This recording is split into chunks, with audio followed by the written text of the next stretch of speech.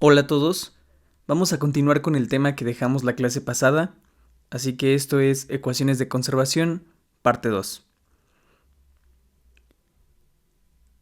Quedamos la clase pasada que vamos a representar con alfa la propiedad del sistema, una propiedad que nos interese. Y obtuvimos también la expresión en términos de derivadas eulerianas, la derivada material que representamos con una D mayúscula. Dijimos que es una derivada en donde la variable más importante es el tiempo y el marco de referencia se mueve. Alfa gorrito le llamamos a la propiedad por unidad de volumen, porque analizamos la propiedad en un volumen de control. Por eso nos interesaba tener la propiedad por unidad de volumen y poder después integrar, como lo tengo aquí abajo, dentro del volumen de control, que elegimos un volumen arbitrario. Por eso tengo aquí V que depende del tiempo. Y aquí lo pongo porque se trata de un marco de referencia lagrangiano. Entonces, con esta integral de volumen de alfa gorrito, lo que represento es la propiedad asociada al volumen de control, al volumen total. Después, con la derivada material de esa integral que obtuvimos, es equivalente a la integral afuera y dentro este término, que a esto le llamamos el teorema de transporte de Reynolds. El significado físico es cómo cambia, o con esto evalúo cómo cambia la propiedad asociada al volumen de control en el marco de referencia lagrangiano. Es decir, voy siguiendo el volumen mientras se va moviendo y con esta expresión analizo cómo es que cambia la propiedad alfa. Hicimos también la vez pasada, obtuvimos la ecuación de conservación de masa. Dijimos entonces que alfa era la masa, alfa gorrito, que representa la masa por unidad de volumen, es la densidad, y obtuvimos esta ecuación de conservación de masa. Dijimos que la masa no cambia, la masa se conserva, por esto toda esta expresión es igual a 0 y esta es la ecuación de continuidad.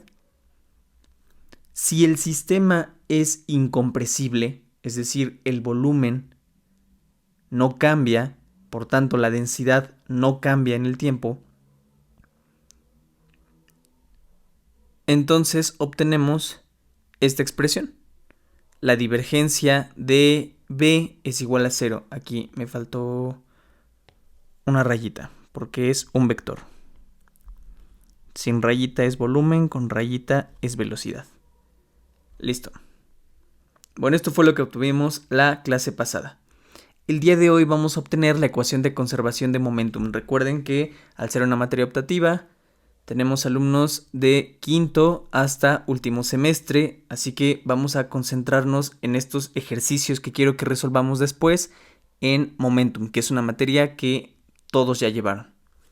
Muy bien, entonces la ecuación de conservación resulta de aplicar la segunda ley de Newton.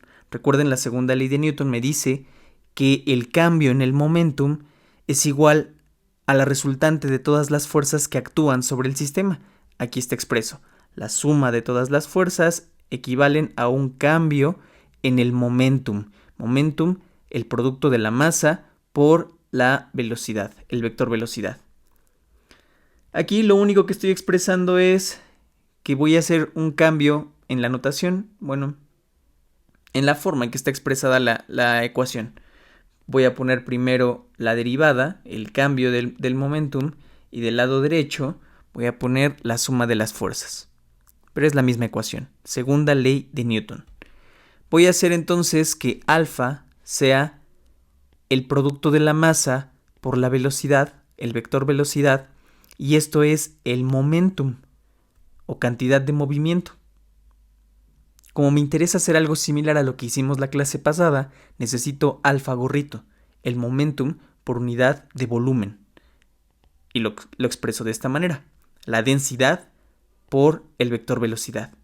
Y esto puedo interpretarlo como una concentración de momentum. Es una forma de interpretarlo. Con la integral en el volumen arbitrario, que cambia en el tiempo, expreso el momentum asociado al volumen de control de forma arbitraria. De forma arbitraria me refiero al volumen, por eso aquí estoy especificando que cambia en el tiempo. Es un volumen de forma arbitraria. Bueno. Entonces, si quiero aplicar la segunda ley de Newton, el cambio en el momentum, ¿recuerdan? Lo teníamos del lado izquierdo de la ecuación. El cambio en el momentum ahora lo voy a representar con la derivada material de esta integral de volumen. Esto me dice cómo cambia en el marco de referencia lagrangiano el momentum asociado al volumen de control que estoy siguiendo. Esta derivada tiene que ser igual a la resultante de las fuerzas que actúan sobre mi volumen de control. Esas fuerzas las vamos a dividir en dos. Las hay de cuerpo y de contacto. Vamos a ver la diferencia. Las fuerzas de cuerpo actúan por unidad de volumen, actúan sobre el cuerpo completo. Por ejemplo, la fuerza de gravedad, campos eléctricos y magnéticos. A diferencia de las fuerzas de contacto que actúan por unidad de superficie, por ejemplo, la fuerza de fricción. Esos son los dos tipos de fuerzas que van a actuar sobre mi volumen y que yo tengo que considerar en el balance, en la segunda ley de Newton que estoy aplicando. De cuerpo, vamos a considerar solamente la fuerza de gravedad. Para los casos que nos interesan, es lo único que vamos a considerar. Pueden resolver otros casos mucho más complejos que regularmente se ven en posgrado. Normalmente en licenciatura, con que consideremos la fuerza de gravedad, es suficiente. Entonces, si esta representa, dice aquí, vamos a considerar la fuerza de gravedad por unidad de masa. Entonces estoy representando con este vector G la fuerza por unidad de masa. Entonces, si yo multiplico ρ por G, este producto representa la fuerza por unidad de volumen. Si esta fuerza yo la integro en el volumen de control, entonces tengo la fuerza total que actúa sobre el volumen de control. ¿De acuerdo? La fuerza de cuerpo, que en este caso es la fuerza de gravedad. Ya tengo esta expresión. Esto va a ir al lado derecho de mi ecuación. Sigo ahora con las fuerzas de contacto. Pero para plantear las fuerzas de contacto, voy a partir de un esfuerzo. Los esfuerzos tienen dimensiones de fuerza por unidad de área. Aquí hay que recordar que la fuerza y el área son magnitudes vectoriales. Es decir, tienen asociadas una dirección cada uno. Para el área tengo que especificar la magnitud y la normal, por eso es un vector.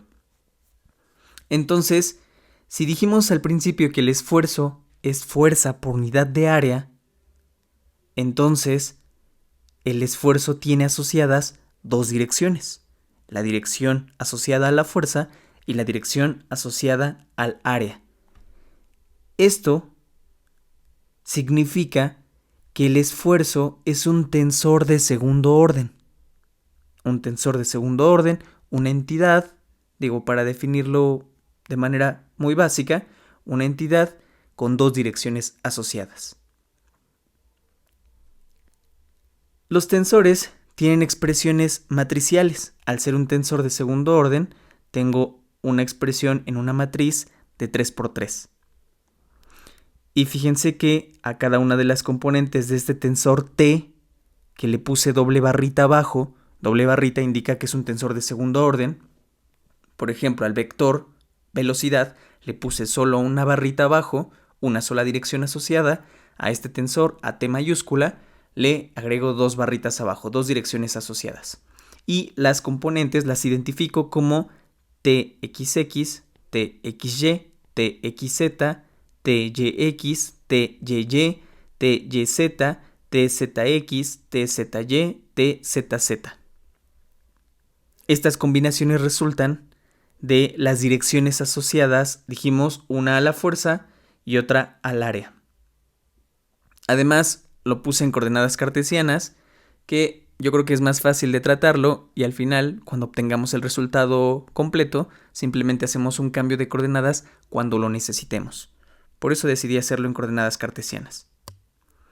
Para explicarlo de otra forma, aquí tengo el marco de referencia, es el marco cartesiano, tengo X, Y y Z que sale de su pantalla. Y recuerden que habíamos hablado de los volúmenes de control la clase pasada y dijimos que íbamos a utilizarlos según nos conviniera. Entonces, cuando planteamos la ecuación de conservación de masa, utilizamos un volumen arbitrario.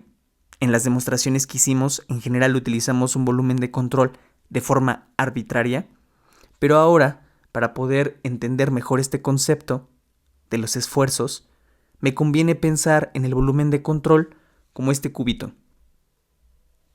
Entonces, representé sobre cada una de las caras los esfuerzos que pueden actuar. Fíjense, aquí tenemos el marco de referencia. Normal a X, a la dirección X, tenemos esta cara. La estoy coloreando. Esta cara es normal a X. Y sobre esta cara voy a aplicar una fuerza. Muy bien. Esa fuerza, ¿hacia qué dirección la puedo aplicar? La puedo aplicar en la misma dirección X, que imagínense, ¿cómo representarlo? Imagínense que aquí tengo atada una cuerda y lo que estoy haciendo es jalar la cuerda. Es una forma de verlo. Sobre esta misma cara, puedo aplicar la fuerza hacia arriba, en dirección Y. O bien, sobre esta misma cara, normal a X, la aplico en dirección Z. Y aquí tengo las componentes que representan eso. TXX, TXY, TXZ. La primera X, que aparece en todos estos términos, refiere a que la cara sobre la cual estoy trabajando o sobre la cual voy a aplicar la fuerza es normal a la dirección X según mi marco de referencia. La segunda letra, X, Y y Z, representa hacia qué dirección estoy aplicando la fuerza. Voy a considerar también que esto es un material deformable, quiere decir que en cuanto yo aplique la fuerza sobre esta cara, este cubito se va a deformar. Muy bien. Lo mismo tengo para las otras caras. Pensemos en esta que estoy coloreando aquí arriba. Esta cara es normal a Y. Entonces, los tres esfuerzos que estoy asociando a esta cara inician con, su subíndice inicia todos con Y. Indica la superficie sobre la cual estoy aplicando la fuerza. Y la segunda, nuevamente, la dirección en que lo hago. Este es TYY, la fuerza va hacia arriba. TYX, la fuerza la aplico en dirección X. TYZ, la aplico en dirección Z. Tengo esta última cara, que es normal a Z.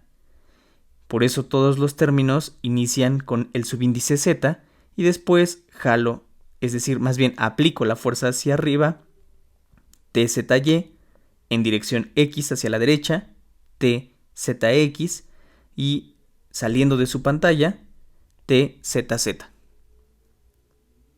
Muy bien, entonces estos esfuerzos son los que podrían actuar sobre mi volumen de control, pensando ahora como si tuviera este cubito.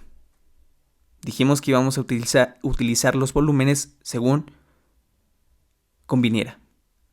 Muy bien. Ya que explicamos esto, ya que les expliqué la convención de las direcciones, de los subíndices, recuerden que lo que yo estoy obteniendo es las fuerzas de contacto que actúan sobre el volumen de control que voy siguiendo mientras se mueve. Pero estoy partiendo del esfuerzo. Tengo que ver de qué manera voy a convertir ese esfuerzo en una fuerza. Piénsenlo que arriba dijimos que el esfuerzo es fuerza por unidad de área. Bueno, al tensor T mayúscula se le llama el tensor de esfuerzos totales y contiene a todos los esfuerzos que actúan sobre el volumen de control. Voy a representar con n delta S el vector superficie. Es lo que dijimos hace rato, que la superficie, que el área es una cantidad o una entidad vectorial. Y aquí puse este dibujo para que quedara claro. Este dibujo es el mismo que vimos la clase pasada. Este es el volumen de control de forma arbitraria. Es el volumen al tiempo t. La superficie que envuelve este volumen está representada con S al tiempo t. Y si yo tomo un pedacito, ese pedacito voy a decir que es de magnitud delta S. Si tomo tengo esta como su normal. Si yo especifico que la normal es N2, entonces ahora estoy hablando de este pedacito que puede tener la misma magnitud. Ambos son cuadritos de delta S de superficie, ambos. Lo que los diferencia es el vector normal. Normal a tengo a N1, normal a tengo a N2. Muy bien, solo era para ejemplificar. Entonces con n delta S estoy identificando al vector superficie. Y si ya dijimos arriba que el esfuerzo es fuerza por unidad de área, si yo multiplico estas dos cantidades, lo que obtengo es una fuerza. Y lo tengo aquí abajo. Voy a multiplicar interiormente el tensor de esfuerzos totales con el vector de superficie. Tengo que hacerlo interiormente porque de aquí, de este producto, resulta un vector. La fuerza es un vector. Muy bien. Todo esto físicamente representa la fuerza de contacto resultante que actúa sobre delta S, solo sobre delta S. De todos los esfuerzos, ¿cuál es el resultante que actúa sobre delta S? Si yo hago ahora que delta S tienda a diferencial de S, que lo dijimos también en la clase pasada, significa que voy a hacer que el cuadrito, que delta S sea muy muy pequeño. Entonces puedo ahora integrar sobre la superficie esta expresión, y lo que este término, esta integral representa es la fuerza de contacto resultante que actúa sobre el volumen de control. Espero que quede claro. Aquí arriba, donde estoy señalando, dije que era la resultante sobre delta S.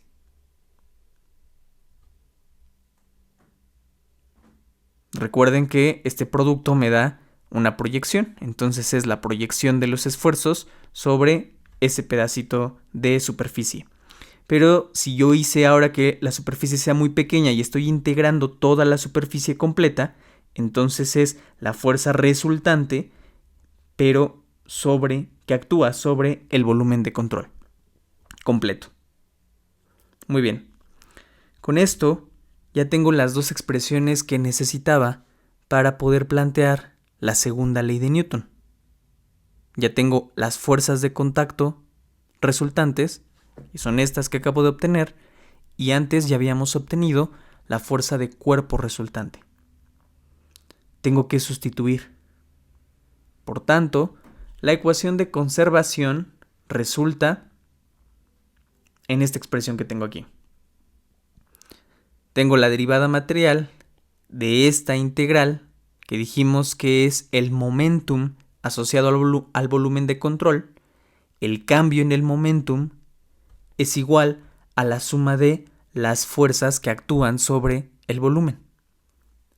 De este lado, la resultante de las fuerzas de cuerpo, y de este lado, la resultante de las fuerzas de contacto. Muy bien. Fíjense que el problema que tengo es similar a lo que hicimos la vez pasada. Tengo que evaluar este término que estoy señalando.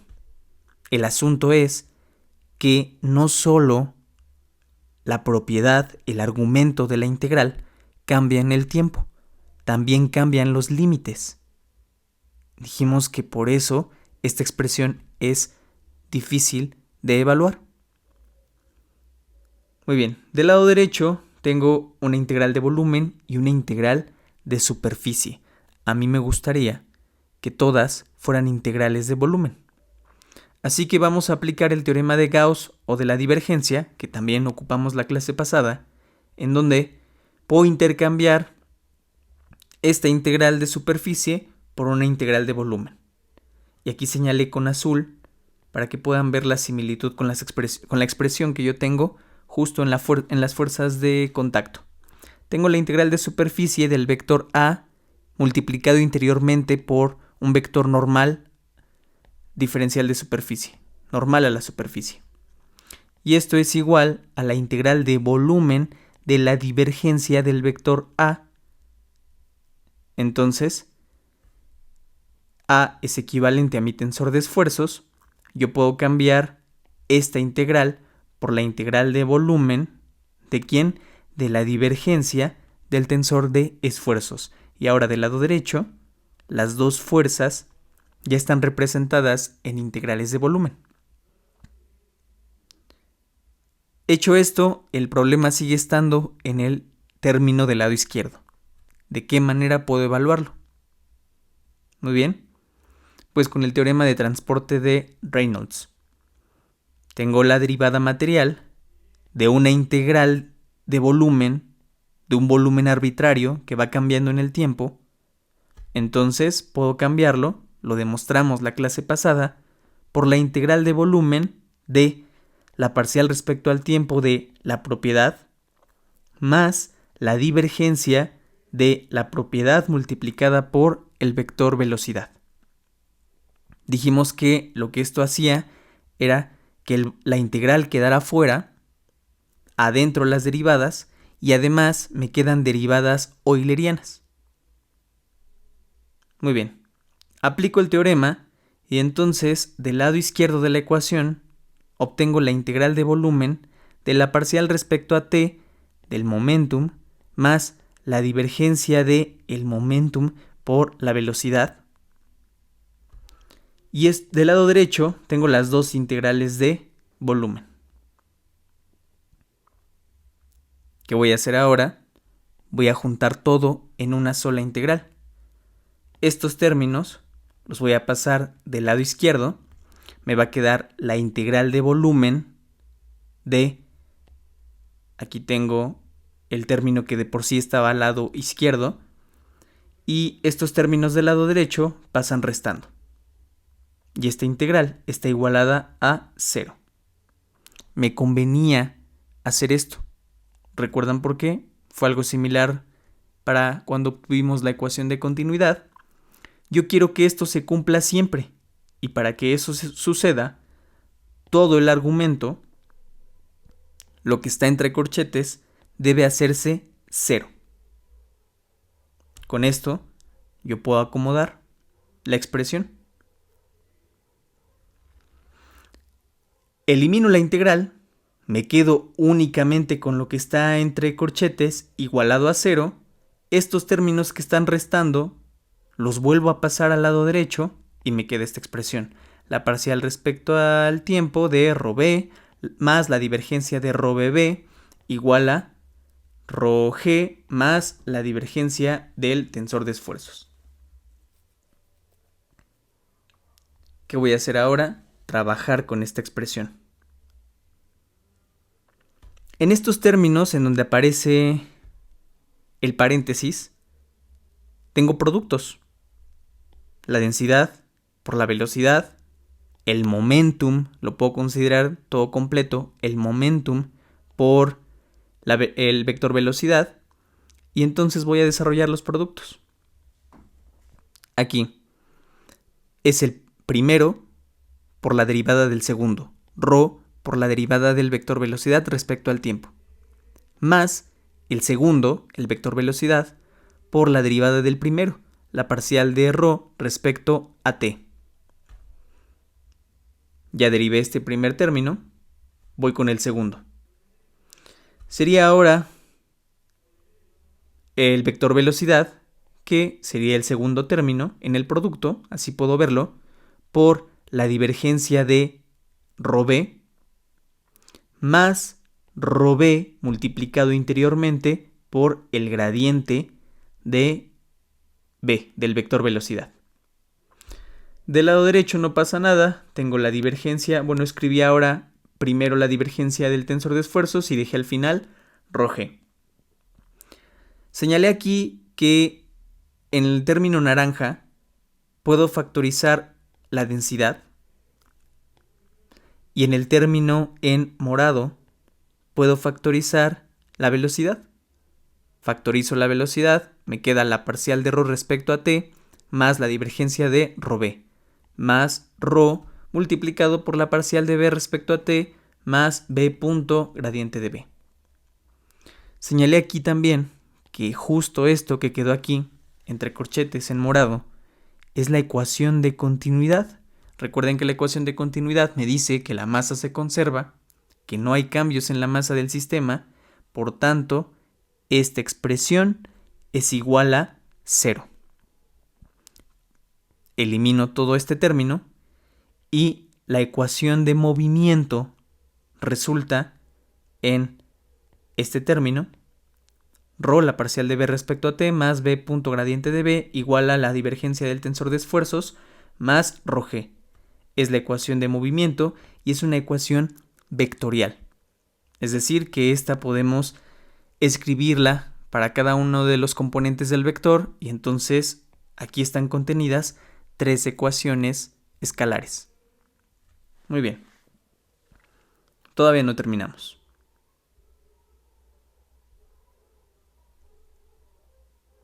Dice, ya dijimos que el tensor de esfuerzos T mayúscula contiene los esfuerzos que actúan sobre el volumen de control. ¿Qué es lo que tenemos que hacer ahora? Especificar una ecuación constitutiva. ¿Y esta ecuación constitutiva qué representa? ¿Qué indica? Me indica cómo responde el material a esos esfuerzos. Los esfuerzos podrían ser los mismos.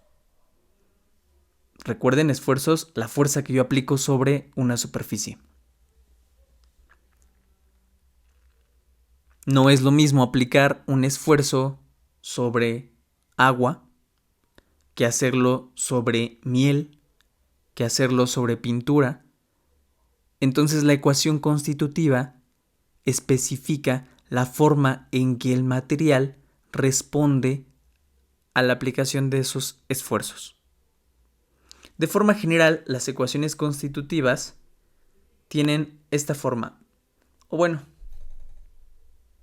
yo creo que lo mejor es decir que el tensor de esfuerzos totales lo podemos descomponer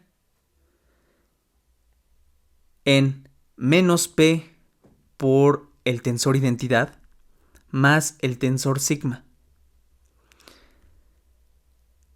Este término representa la presión, como se le conoce termodinámicamente, y este sigma, este tensor, es conocido como el tensor de esfuerzos. Las ecuaciones constitutivas se escriben para sigma. Hay que distinguir tensor de esfuerzos totales, tensor de esfuerzos a secas. Y ahora sí, las ecuaciones constitutivas se escriben para sigma. En licenciatura, ya llevaron momentum, trabajan con los fluidos newtonianos. No alcanzan a ver fluidos no newtonianos. Quizás habrá algunos profesores que toquen un poco el tema, pero es algo que corresponde generalmente a cursos de posgrado. En licenciatura, ustedes trabajan con un fluido de Newton que se caracteriza por que la viscosidad es constante. Muy bien. La ecuación constitutiva que representa un fluido de Newton es esta que tengo aquí abajo. Ya la conocen. Sigma es igual a lambda por la divergencia de B por el tensor identidad más 2 veces mu d. Si yo sustituyo esto en la expresión original, entonces tengo que el tensor de esfuerzos totales es el término de la presión más lo mismo que tengo arriba. D es el tensor rapidez de deformación, que se define como un medio de la divergencia. Aquí me equivoqué, perdónenme. No es divergencia, es gradiente. Del gradiente de la velocidad más el gradiente transpuesto. Ahora sí, ya está correcto. Muy bien. Entonces sustituyo esto en la ecuación de movimiento. La volví aquí a anotar. El término que se va a ver afectado es este, en donde aparece el tensor de esfuerzos totales. Y lo tengo aquí abajo. La divergencia de todo el término que representa los esfuerzos totales, esto se convierte en menos el gradiente de presión más lambda, el gradiente de la divergencia de B, más mu, aquí ya sustituí la definición de D, entonces me queda la divergencia, el gradiente de la divergencia de B más el laplaciano de la velocidad. Ahora, para un fluido incompresible, ya habíamos dicho que de la ecuación de continuidad obtenemos la divergencia de B igual a 0. Es decir, que estos términos se van a hacer 0, que es el tipo de fluidos que vamos a considerar, newtonianos e incompresibles. Este término se elimina, este también, y entonces la divergencia del tensor de esfuerzos totales se convierte en menos el gradiente de P más la viscosidad, que es constante, que puede cambiar con la temperatura, pero nada más, con las condiciones termodinámicas, por el laplaciano de B. Sustituyo y esta es la ecuación que obtengo. Rho por el gradiente de la velocidad, la parcial del vector velocidad respecto al tiempo más B punto gradiente de B igual a menos el gradiente de presión más mu el laplaciano de B más rho g. Y esta expresión que acabamos de obtener es la ecuación de Navier-Stokes. Es nuevamente una ecuación vectorial. Dijimos, puedo descomponerla en 3 ecuaciones escalares.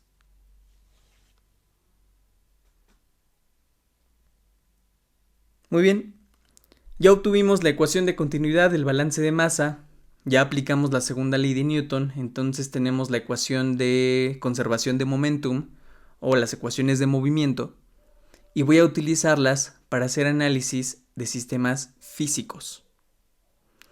Antes de resolver un problema en donde vamos a aplicar lo que aprendimos en la unidad pasada, vamos a resolver un problema más sencillo, pero que vamos a utilizar la siguiente clase. Para eso, quiero que tengamos las ecuaciones desarrolladas. Aquí tengo las ecuaciones en coordenadas cartesianas. Tengo la ecuación de continuidad, que es escalar, que está escrita específicamente para un fluido incompresible.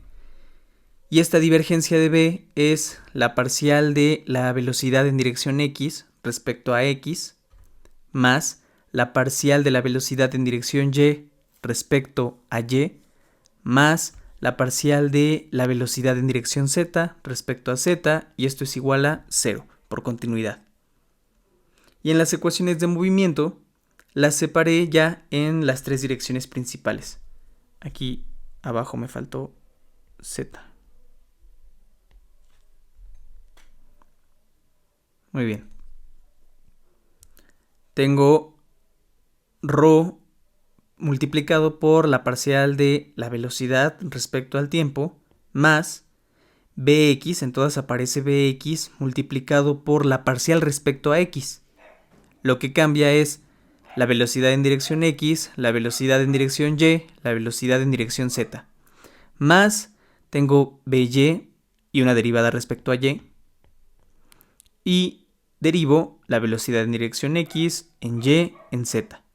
Más z, una derivada respecto a z. Y adentro Bx, By, Bz. Del lado derecho, que tenía el gradiente de presión, tengo menos la parcial respecto a x, la parcial respecto a y, la parcial respecto a z. Más el término asociado a la viscosidad, desarrollado la segunda derivada de Bx respecto a x, más la segunda de Bx respecto a y, más la segunda de Bx respecto a z. Y abajo, lo que cambia es el término que voy a derivar. Tengo la velocidad en dirección y, la velocidad en dirección z. Más el término ρgx, ρgy, ρgz, asociado a la fuerza de cuerpo, la gravedad. Esto en coordenadas cartesianas. Para el problema que vamos a resolver hoy, necesito transformar esto a coordenadas cilíndricas. Y tengo acá las ecuaciones resumidas y desarrolladas. La ecuación de continuidad, el significado físico no cambia, es exactamente el mismo. Cambian los términos porque cambio de coordenadas y tengo 1 sobre r, la parcial respecto a r de r, br, más 1 sobre r, la parcial de bθ respecto a θ, más la parcial de bz respecto a z. Justo hay que notar que este término, los términos asociados a z, se conservan iguales que en coordenadas cartesianas. Z no sufre cambios. Muy bien. Las ecuaciones de movimiento, tengo r, ρ multiplicado por la parcial de br respecto a t, más br, la parcial de br respecto a r, más bθ sobre r, la parcial de br respecto a θ, menos bθ cuadrada sobre r, más bz, la parcial de br respecto a z. En esto es en lo que se convierte el término del lado izquierdo y hay ligeros cambios cuando vamos de una dirección a otra. Del lado derecho aquí tengo el término asociado a la presión, este es el término asociado a la viscosidad, el término difusivo. De este lado los términos convectivos y los términos asociados a la fuerza de gravedad. ρgr, ρgθ, ρgz. Muy bien.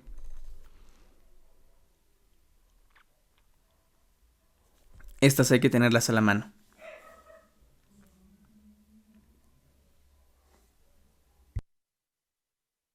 Seguimos. Vamos a resolver un problema muy sencillo con el que seguramente ya han tenido contacto. Tengo una tubería y un fluido newtoniano circula por ella. ¿A qué se debe el movimiento? Debido a un gradiente de presión. Tengo aquí mi sistema, esta es mi tubería, tengo el sistema coordenado aquí al centro, coloqué Z, esta es la dirección Z, R y θ aquí.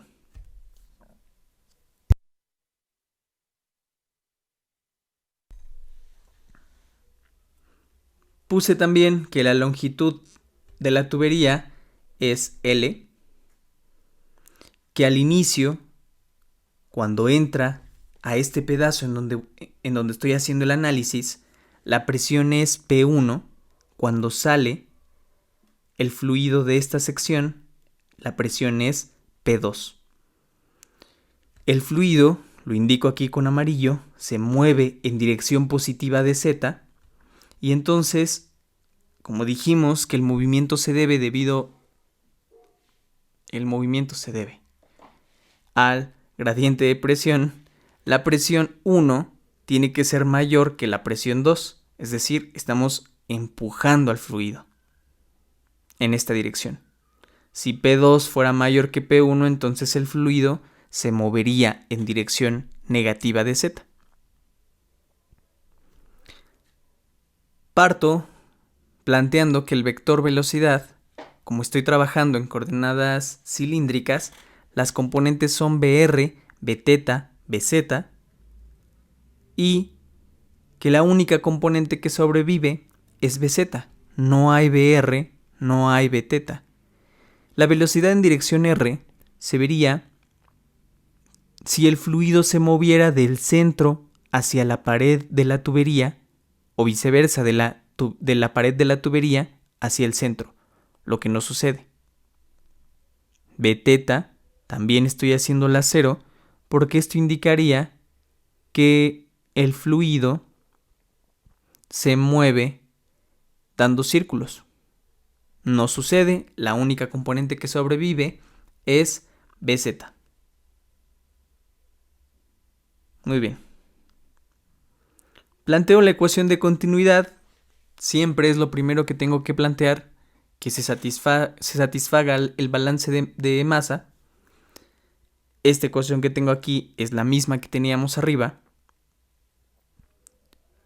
Y aquí adentro elimino este término porque aparece la velocidad en dirección R, que dijimos ya no existe, se hace cero.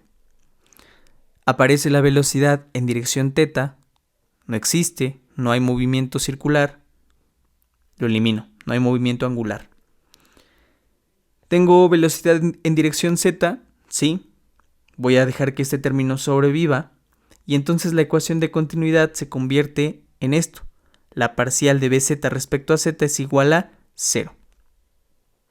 Recuerden de la discusión que dimos la clase pasada que la propiedad alfa, gorrito, que me interesa analizar, es una propiedad que depende de la posición y el tiempo, porque estoy en el marco de referencia lagrangiano, porque estoy utilizando la hipótesis del continuo. La propiedad que estoy analizando ahorita es el momentum, es decir, ρb. Como es una cantidad vectorial, las componentes son 0, 0, porque no hay velocidad en R, no hay velocidad en θ, ρbz. Rho es constante porque estamos analizando un fluido incompresible, no cambia su densidad. Entonces, la variable es Bz. Pero esta expresión que tengo aquí arriba, que obtuve de la ecuación de continuidad, me dice que la parcial de Bz respecto a z es 0. Eso significa que la velocidad en dirección z no depende de la posición en z. Y si aquí arriba dijimos o recordamos que la propiedad que me interesa depende de la posición y el tiempo, para empezar el tiempo no lo estoy analizando porque voy a asumir que estoy en estado estacionario. En estado estacionario quiere decir que analizo el sistema una vez que ya está en movimiento y no hay alteraciones en el sistema. Entonces depende de R y de θ. Es la única posibilidad que me queda. Pero puse únicamente de R. ¿Por qué? Porque vamos a considerar que es simétrico en θ. Lo que pasa cuando θ... lo que pasa en esta dirección es lo mismo que pasa acá abajo, aquí, aquí, aquí. O sea, en cualquier dirección en θ en la que yo me mueva, a cualquier θ, el comportamiento será el mismo.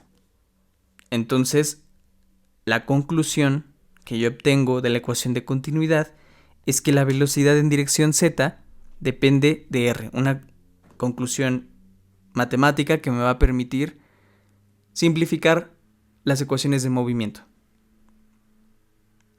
Ahora, planteo estas ecuaciones. Tengo la ecuación en dirección r, en dirección θ y en dirección z. Analizo qué términos sobreviven aquí. ¿Qué términos sobreviven aquí? De la primera ecuación, como no hay velocidad en dirección r, se elimina.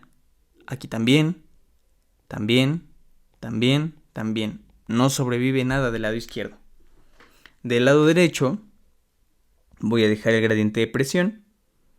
Elimino esto, esto porque aparece velocidad en dirección R. Aquí aparece la velocidad en dirección θ, que tampoco hay. Aquí vuelve a aparecer la velocidad en dirección R, no la considero. Y voy a considerar los términos asociados a la gravedad despreciables. Por eso lo taché ya en todas las ecuaciones. Esta ecuación se convierte en la parcial de P respecto a R igual a 0. ¿Esto qué significa? Que la presión no depende de R. Muy bien. En la siguiente expresión aparece la velocidad en dirección θ. Elimino estos términos. Voy a dejar este término de la presión. Elimino aquí, este también. Todos estos se eliminaron porque no hay velocidad en dirección R ni en dirección θ.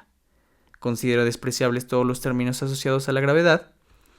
Y resulta de esta ecuación la parcial de P respecto a θ igual a 0.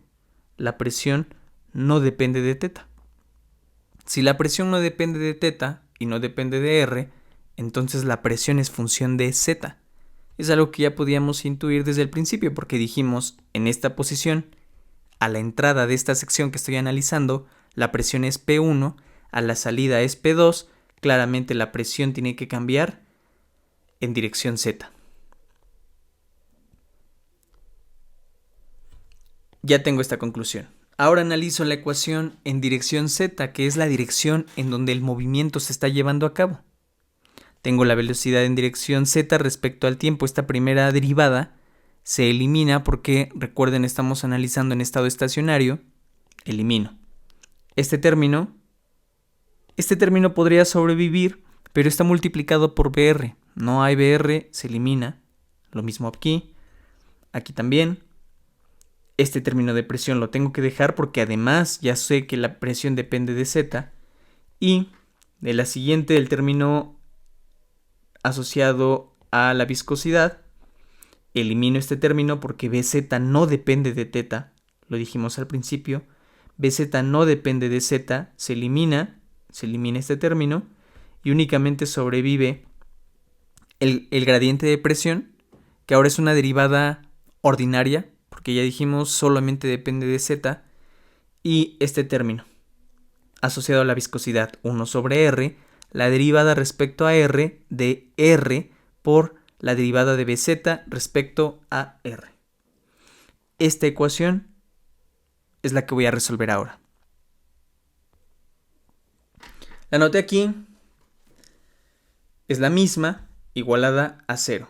Ahora este término de la presión, que es negativo, lo voy a pasar del otro lado de la igualdad, positivo, y lo que puedo notar es que todo el lado izquierdo de la ecuación es un término en donde la variable es R. Del lado derecho tengo un término donde la variable es Z. Entonces, para que la igualdad se cumpla, todo mi lado izquierdo la variable importante es R, todo el lado derecho la variable importante es Z. Entonces, para que esto se cumpla, ambas expresiones tienen que ser constantes. Es la única posibilidad. Ya habíamos hecho una discusión similar cuando planteamos, si no mal recuerdo, la ecuación de Legendre. Dijimos, es separación de variables. Tengo entonces una constante de separación que yo le llamé alfa. Quizás no haya sido el mejor nombre porque utilizamos alfa para representar la propiedad al inicio. Entonces le voy a llamar beta. Y ahorita vamos haciendo los cambios. Muy bien. Entonces le llamamos constante de separación porque si yo igualo el lado izquierdo a beta y el lado derecho a beta, tengo dos ecuaciones distintas que puedo resolver por separado. Entonces la primera es la derivada de P respecto a Z igualado a beta. Separo variables, me queda la integral de la diferencial de P igual a, aquí voy a cambiar, por beta la integral de diferencial de z. Y esto es P igual a beta por z más C0, la constante de integración. Planteo las condiciones de frontera en z igual a 0 a la entrada de la sección que estoy analizando. La presión es P1. En z igual a L a la salida de la sección que estoy analizando, P es igual a P2. Con esto voy a evaluar la constante de integración o las dos constantes que tengo, que son C0 y la constante beta. Voy a borrar aquí y voy a hacer el cambio por beta de una vez. Muy bien. Entonces, cuando z es igual a 0, la presión es P1, entonces z vale 0, este término se elimina, me queda P1 igual a C0. Ya encontré cuánto vale C0. Cuando z es igual a L, P vale P2, entonces P2 es igual a beta por L más P1. Y de aquí yo puedo despejar a beta. Beta es igual a P2 menos P1 sobre L. Pero recuerden que P1 es una presión más grande que P2. Quiere decir que si yo lo dejo así, este término es negativo. Voy a factorizar un menos 1. Factorizo este signo negativo y entonces en el numerador me queda P1 menos P2, haciendo que esta diferencia sea siempre positiva, sobre L, y a este P1 menos P2 le voy a llamar delta P. Entonces tengo menos delta P sobre L y esto es a lo que equivale beta. Este delta P en L representa el gradiente de presión que hace que el fluido se mueva y está asociado justamente a beta, que es la constante de separación. Ya que encontré beta, puedo utilizarla para resolver la segunda ecuación diferencial, que resulta de igualar el lado izquierdo que estoy señalando con beta. Y aquí está. Tengo 1 sobre R, la derivada respecto a R de R por la derivada de Bz respecto a R, igual a menos delta P sobre mu L. Aquí aparece la viscosidad porque la pasé dividiendo. Arriba estaba al lado izquierdo, multiplicando, pasó dividiendo. Muy bien. Tengo esta expresión. Ahora, este R que estaba dividiendo pasó multiplicando, por eso aquí aparece ahora R del lado derecho. Y puedo separar variables e integrar. Del lado izquierdo tengo la integral del diferencial de R por la derivada de Bz respecto a R, igualado a menos delta P sobre mu L por la integral de R diferencial de R. Integro. La integral de la diferencial es la variable R por la derivada de Bz respecto a R. Y del lado derecho tengo menos delta P en L sobre mu por R cuadrada sobre 2 más C1. Una constante de integración. Voy a separar nuevamente. Esta R pasa dividiendo. Por eso aquí en vez de R cuadrada me queda R. Y C1 queda dividida sobre R. Separo, me queda del lado izquierdo la integral de la diferencial de Bz, del lado derecho menos delta P sobre 2 mu L, la integral de R, más C1, la integral de diferencial de R sobre R. Integro. Me queda Bz es igual a menos delta P sobre 4 mu L, el 4 sale porque al integrar R me queda R cuadrada sobre 2, con el 2 que ya tenía tengo el 4, R cuadrada, más C1 por el logaritmo natural de R más C2. Dos constantes de integración que tengo que evaluar ahora. Planteo las condiciones de frontera. R igual a 0. En R igual a 0, es decir, al centro de la tubería, la velocidad en dirección Z estoy poniendo aquí es finita. Quiere decir que tiene un valor. Aún no sé cuál es, solo voy a decir que tiene un valor. La segunda condición es en R igual a R mayúscula. R mayúscula es estoy en la pared de la tubería. Bueno, creo que eso no lo señalamos en el dibujo antes. No, me faltó señalarlo, pero bueno, perdón. El radio de esta tubería es R mayúscula. Entonces, cuando digo R igual a R mayúscula, estoy diciendo que estoy sobre la pared de la tubería y BZ es igual a 0 por condición de adherencia. Ya que planteé estas condiciones, voy a analizar mi ecuación y ver qué conclusiones obtengo.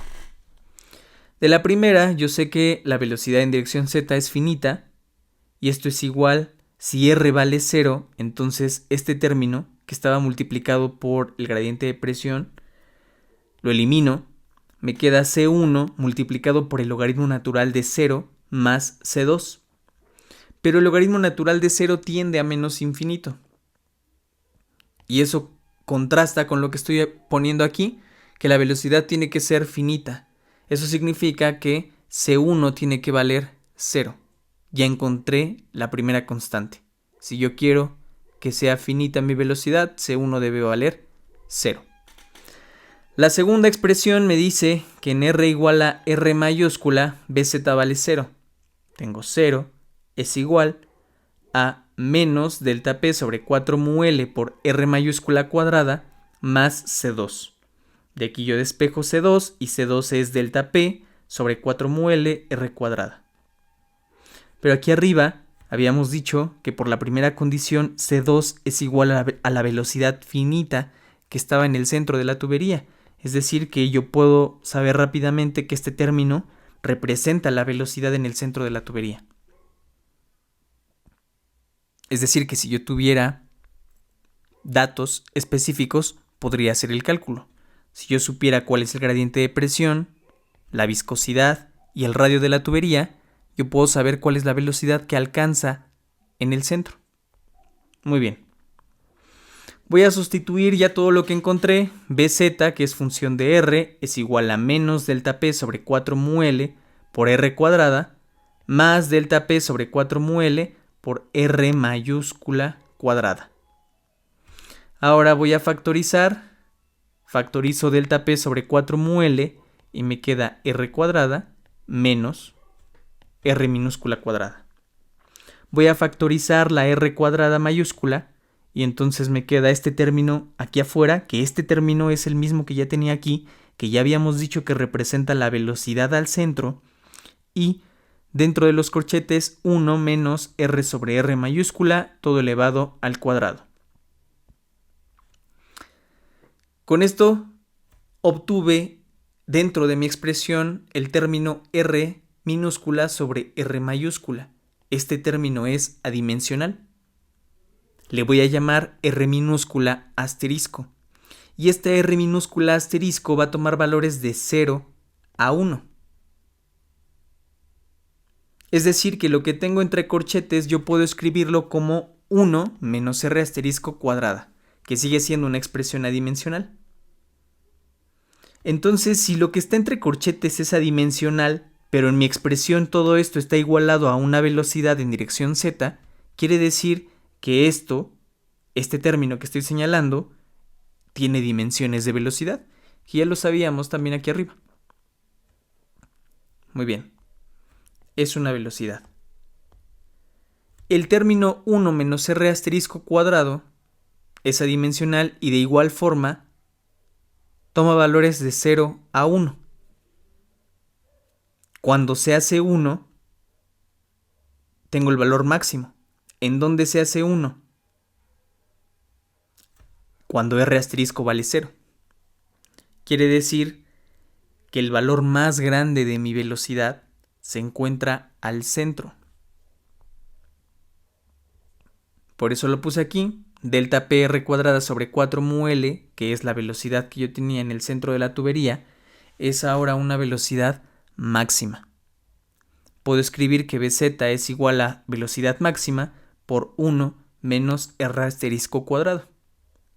Este B máxima puede pasar dividiendo, me queda BZ sobre B máxima es igual a BZ asterisco. Esta BZ asterisco es la nueva variable adimensional que estoy definiendo para la velocidad. Y esta BZ asterisco es igual a 1 menos R asterisco cuadrada. Ya obtuve un perfil adimensional. Plantear las ecuaciones en forma adimensional siempre es útil porque me permite hacer análisis cualitativos sin tener que tener datos específicos para un fluido especial o para la tubería. Son expresiones mucho más generales y puedo sacar de ahí el análisis y aplicarlo a diferentes escalas, a diferentes fluidos, a diferentes condiciones. Muy bien. Pueden ver que la expresión es cuadrática y eso significa, lo dibujé, tengo mi tubería, que el perfil que se genera es este en naranja que estoy señalando, un perfil cuadrático. Me indica cuál es el movimiento o cómo se ve dentro de la tubería. Muy bien. De este tipo de problemas se saca mucha más información, que no es la intención de este curso, así que vamos a dejarlo hasta ahí.